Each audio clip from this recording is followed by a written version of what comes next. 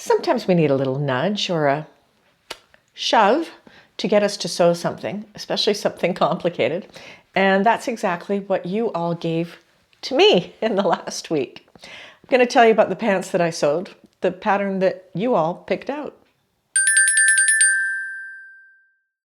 Hi there, I'm Janine. This is Janine Sews. Welcome to my channel. If you're new to my channel, thank you so much for stopping by. I talk about sewing for the over 50 woman. I'm not a professional seamstress. I make a lot of mistakes. I've taken some classes, but I'm trying to get better and produce better things. And I just love sharing the whole sewing journey and process with all of you, this wonderful community. Now, I kind of lost my sojo for a while there.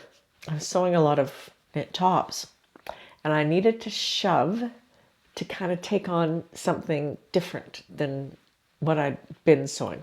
Told you all about it in this video up here. And I let you pick the next pattern that I was going to sew, and you chose Simplicity 9923, which is this shorts, crop pants, and pants pattern. I bought this last year, and I liked it because it's got the wide leg. I like a wide leg pant. And it was a nice casual pant that wasn't jeans. And it didn't look like it was going to be too complicated. As it turned out, I had the right fabric in my stash to sew the pants. And I had exactly the amount that I needed.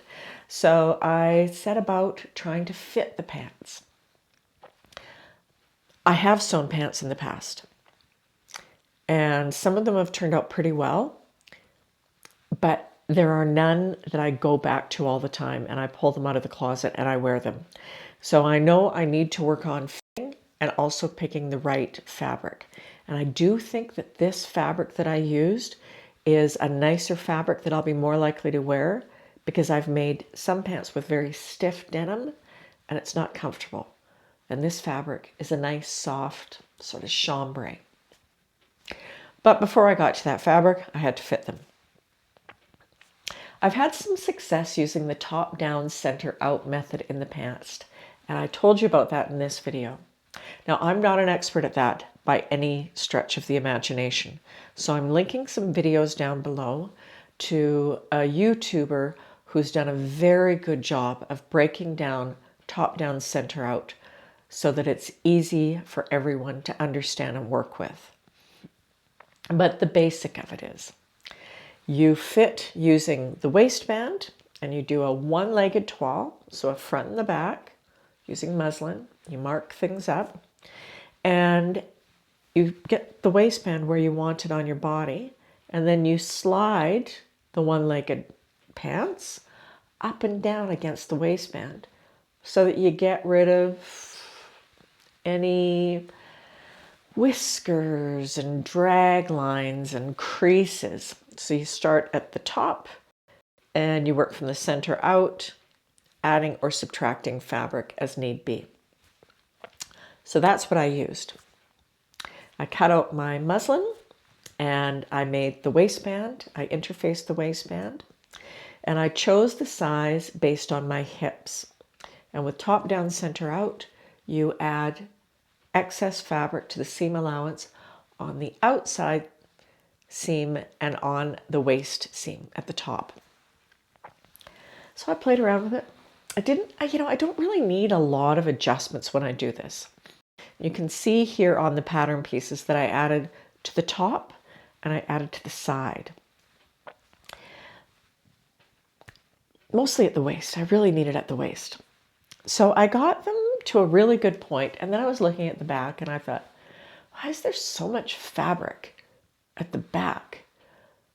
And I thought about a book that I have, a fitting book. I think it's a Sarah Veblen fitting book. And I've seen pictures where she had pinched out fabric above the hip, like between the high hip and the lower hip. And she'd pinched it out to take out excess fabric. And I thought, that might work. So I pinched out some fabric and I pinned it all up and I thought, gosh, these fit a lot better. So I went looking for flat bum adjustments. And that took me down a little bit of a rabbit hole. The first resource I went to for a flat bum adjustment, which is what I think I needed, was Cashmeret's book, Ahead of the Curve. And it showed a flat bum adjustment where you cut and you slide and you slash. Okay, it looked kind of complicated. So I looked for some other options because I just needed to get rid of a little bit of fabric so that the back fit more closely to my body. I didn't want to mess around with the crotch curve because that was in a really good spot. And then I found a video where they said, if you've got too much fabric in the back, you don't need to alter the crotch, just take a bigger seam allowance on the back. Oh, okay. So I tried that and it worked like a charm because I don't need to adjust the crotch and I didn't want to move anything up or down. I just wanted less fabric across my hips and my bum. So I just took a bigger seam allowance. Gosh, that was easier than I thought it was going to be. It's probably not the right way to go about things, but I think it worked. Then I cut out my fashion fabric and I started to work on the actual pants.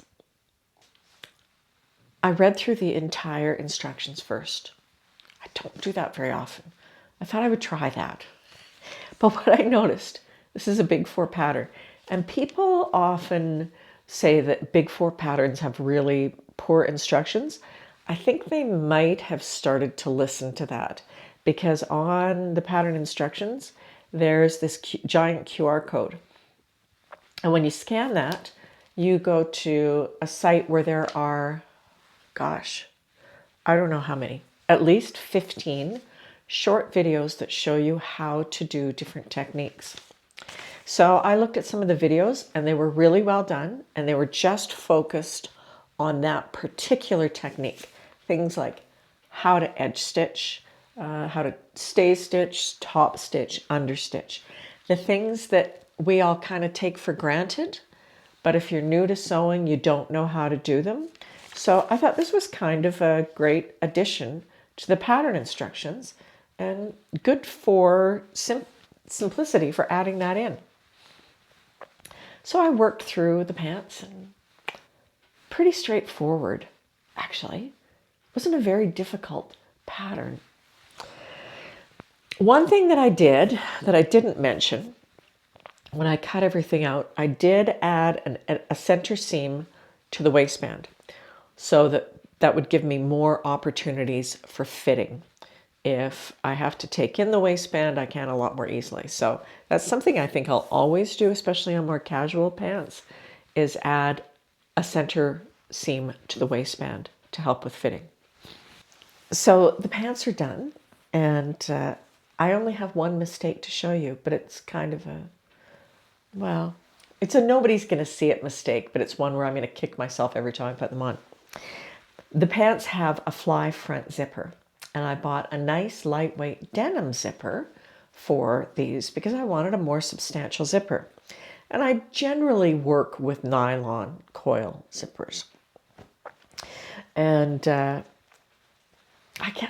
guess I was just thinking that's what I was working with because I neglected to shorten the zipper before I put it in. So now I have this nice long extra piece of zipper on the inside. So this will remind me every time I wear them to shorten the zipper first.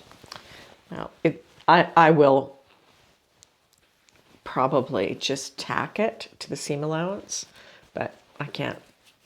I'm not taking out the zipper. I'll just live with it as a reminder. And sometimes that's the best way to remember the mistakes that you made, is if you see them every time you put on something. A little bit about the pants while you're looking at them. There are patch pockets in the front. On one of the patch pockets, you stitch an additional piece of fabric at the bottom, which is just, it's just decorative. That's all it is. Then on the back, the pattern calls for 1 patch pocket on the back, but of course you can do 2. And like on the front, there's an extra piece sewn onto the pocket, so you can have some interesting seaming. There are plenty of opportunities for fun top stitching on this. I always do top stitching at either a 3 or a 3.5 millimeter length, and that seemed to work fine with this. I didn't use a contrast thread, mostly because I want these to be a relatively versatile pair of pants, and I didn't want something that where the thread was going to just take away from the shape of the pants. But it was a really simple make, and I found the instructions were really good. The pant legs are maybe a little bit wider than I would like. I might make them a little more narrow and try this pattern again. I did buy some fabric last week that I'm going to use to make shorts out of this, and that fabric is fairly drapey. But again, I might make the legs a little bit less, just decrease the circumference of the legs a little bit in those and see how I like them. But yeah, these are good. These are good. I like these. They're really comfortable. They were fun to sew. And I'll tell you, while I was sewing them, when I was going through all the top stitching and having to stop and think about things, I thought, this is what I enjoy about sewing. I like the challenging projects. And I've done too many easy projects lately. This forced me to think and forced me to pay attention. And it wasn't just sewing another t-shirt. So thank you for picking a challenging project. I really appreciate the decision that you made. And we'll probably do this again in the future, where I'll let you pick out whatever pattern I should sew, because God knows I've got a lot of patterns to go through. Great experience. Good pattern. I do like it. I think it's a nice shape. I think it's kind of stylish and kind of current with the wide legs. I like it. So thank you for picking this particular pattern. One thing that I did forget to mention when I was talking about the alterations that I made, I didn't have to add any length to these. I have a 32.5-inch inseam, so I often have to add to pants. Didn't have to add anything to these, so they are drafted quite long. It is Friday Sews. What else has been going on? Well, I only worked on one sewing project this week, that's for sure. But while I was in the sewing room, I've watched a ton of Olympic events.